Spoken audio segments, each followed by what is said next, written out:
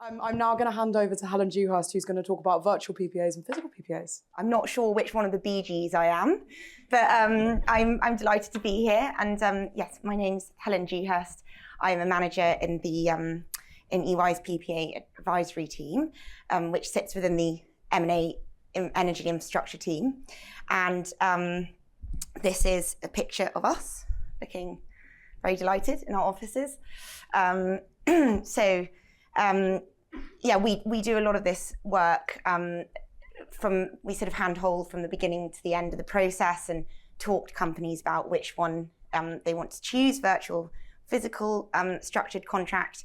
And so today I'm going to look at the ins and outs of the two types of contract themselves and how that influences the decision being made, and then the company-specific macro environment they operate in. So to do this, I thought it'd be good to run through the structures themselves.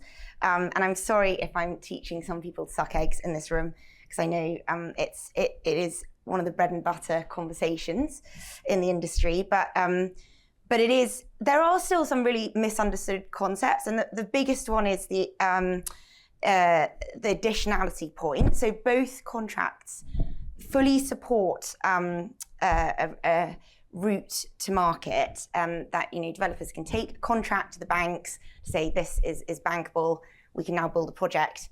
I think the nomenclature is very misleading, and I have even heard it in conferences, people saying that physical PPAs are better, but it's both fully support renewable pledges, RE100 backed, SBTI backed, and they support the delivery of energy attribute certificates. So never let anyone mislead you in that respect. It's wrong.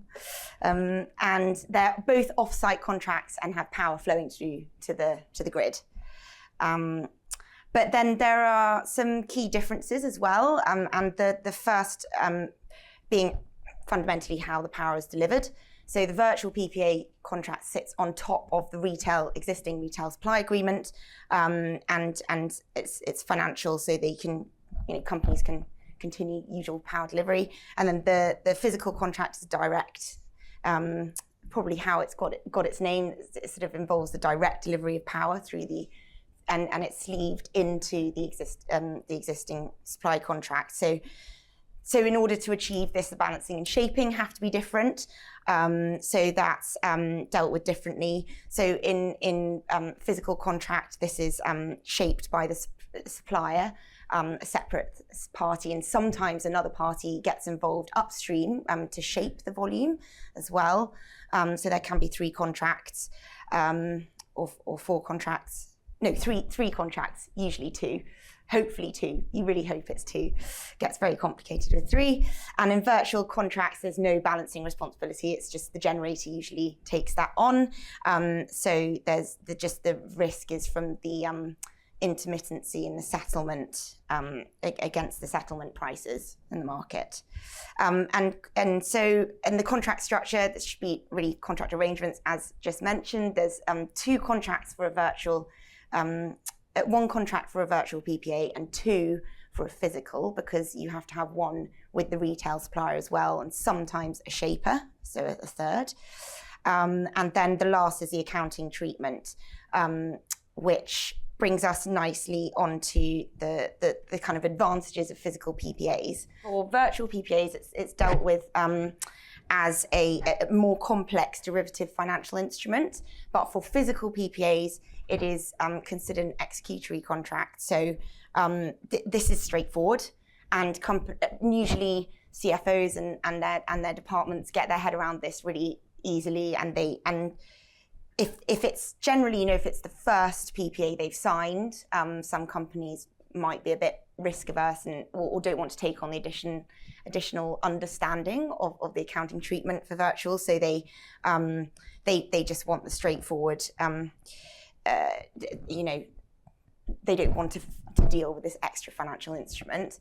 But as markets mature, and the UK is quite a mature market, we're seeing a shift towards more virtual contracts being signed, which is good because they're simpler. And but then the other advantage is physical, which is why companies might choose to opt for it, is the flexible pricing structure, so you can have a floating pricing structure, discount to market, or an index-linked price. And then some companies, as I said, slightly misinformed, but it is perceived advantage to sign a physical PPA because it's seen as a direct link. It's the direct supply of power. So it's actually why you often see in announcements that it's a physical PPA. There aren't that many virtual PPAs still announced in press releases. But the disadvantages are that there are geographical limitations. So you have to be on the supplier and the buyer have to be on the same grid. So you can't, for example, do cross-border physical PPAs, and setup costs are higher. Lawyers will be thrilled because it takes longer to negotiate. There's more to bill, but that's obviously, as a buyer, you want to get the deal done. And I think we've seen this, but momentum is lost with protracted, long drawn out negotiations, and so there's actually also danger that the deal doesn't get done. So it is better to try and avoid the complication. And if the existing retail supplier insists on baseload blocks of power, then you might even need that to be shaped upstream. And that's when a fourth party come in to shape the volume. And so then you have to have a third contract in place, potential counterparty risk. And also you have to renegotiate this retail supply agreement periodically throughout the PPA. So that's another complication. Because that's sleeved in. It still needs to fit once the PPA exists and the retail supply agreement has fallen away. And then virtual PPAs, so that, as you can just see from the diagram, it's much simpler. There's only fewer contract signatories, and they also facilitate, but you can complicate it, overcomplicate it again if you like. If you want to do a club structure and involves a few smaller parties, in practice, it's quite difficult to get those together. But the idea is that it facilitates smaller volumes, and companies with smaller volumes can then participate in the market and sort of join in a group. And there's no physical delivery needed, so you avoid problems like grid constraints. You can just carry on with your existing retail supply contract. But the disadvantage, as I talked about earlier, is the accounting treatment and the derivative contract, which is required under IFRS. So then that applies in across most countries in Europe. And it was also why in the US, PPAs took off much quicker, because they're under US GAAP accounting treatment. They consider VPPAs an executory contract, so it was much simpler to transact, and so that they were quicker to come to the market. But the European market's now seeing a lot more of that activity, so that's good, as accounting departments are starting to understand them. The trouble with virtual PPAs is there is some basis risk if you do a cross-border PPA, and there's difference in daily and monthly generation shapes. There's profile risk as well, and sometimes the retail supplier is quite tricky about changing the wording of the contract or changing the contract to allow for settlement against the day-ahead market. And so to show this, I've got just an example of how the settlement works. So if the retail supplier can block the day-ahead settlement against the variable cash flows. So in scenario A, the payments from the generator are higher than the strike price. The generator is paying the corporate, and then the reverse happens in scenario B. But this can't happen unless you're settling against the day ahead. So the retail supplier can be difficult there. Normally, we don't see this as too much of an issue, but it does need to be arranged. Sometimes if it's signed in a hurry, that could be a reason why the existing contract doesn't work. So that's kind of an outline of the contracts themselves, but then how the company looks at that depends on the market operates in, its energy needs, and the kind of internal workings of the company. So the first consideration is really why you're doing it, and the sustainability goals and kind of what the marketing team want to put out.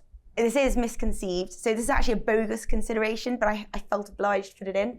But some companies think that the physical route is going to be better for their ESG narrative. And so, yes, some people can't be persuaded. That is actually a real reason. And then the second reason is energy needs. Normally, volume isn't an issue. It's not a decision point for why you would do physical versus virtual, unless you're doing cross-border, and then you need enough volume in one country to kind of anchor that volume and cover the other markets, because you typically oversize the PPA, and you sign the deal in one location to cover other markets. So you need that location to have enough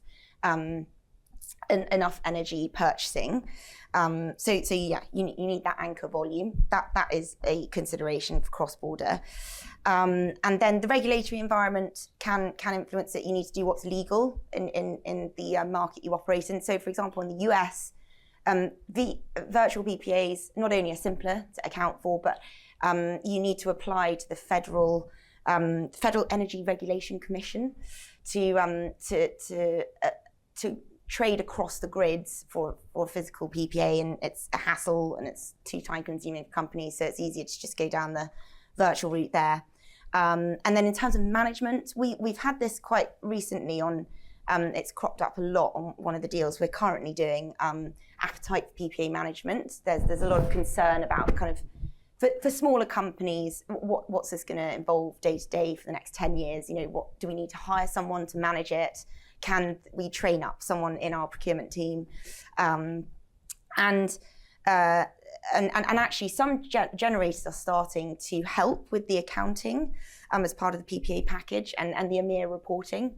But it's actually always worth asking, basically, if your generator can help with that, 'cause it can be a very real burden. But then for a physical PPA, there are also other considerations. So as I mentioned before, the length of the PPA contract is 10 years, but typically you will need to renew your retail supply agreement every 2 or 3 years. So you can see there's an issue. You need to do that 2 or 3 times in the period of the contract, and so there is a bit of a hassle every 2 or 3 years when you need to do that, and you're a bit at the mercy of the market, because they quote you the balancing and shaping costs, and they might not be as good as what you got at the beginning of the agreement. And then the last thing is the location. So this is if you're considering multiple global locations where your volume is quite scattered. If you have manufacturing sites across Europe, for example, you might want to do a virtual PPA, because that allows you to do cross-border and oversize your PPA for one market. And that's in the EU. You have to do it within the AIB zones, and that's often a problem because a lot of people have operations in Poland, and that's not in the AIB zone. But in theory, this is a great thing to be able to do. But the other thing that you do need to consider is if it's well correlated, the market. So I've just put these charts here that show the green is where they're very well correlated, the wholesale energy prices, the daily wholesale energy prices, where they kind of match. And it's generally where there's significant interconnection. So Germany and France and Netherlands are very well interconnected. Spain less so, and also in 2022 they decoupled the price of gas and electricity. So that didn't happen in the other markets. So now, and a lot of people again want to get a cheap price in Spain to cover other operations, but it doesn't often work with the basis risk. So you do have to kind of check that out before you launch in to your virtual cross-border PPA.